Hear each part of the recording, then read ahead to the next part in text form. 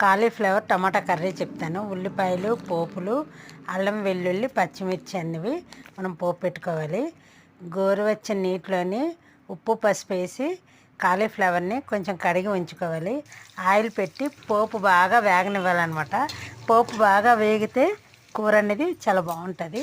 తర్వాత కడిగి ఉంచుకున్న కాలీఫ్లవర్ ముక్కలు వేసి అవి కూడా చిన్న మంట మీద ఆయిల్లోని ఫ్రై చేయాలి.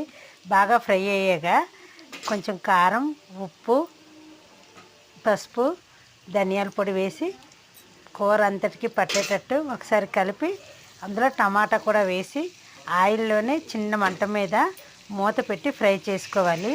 అందులో ఒక గ్లాసుడు వాటర్ అంటే కొంచెం వాటర్ వేసుకొని ఈ ముక్కలు ఉడికేదాకా ఉంచి లాస్ట్లోని కొంచెం పంచదార వేస్తే కూర అనేది చాలా బాగుంటుంది, రుచిగా ఉంటుంది. ఒకసారి ట్రై చేసి చూడండి.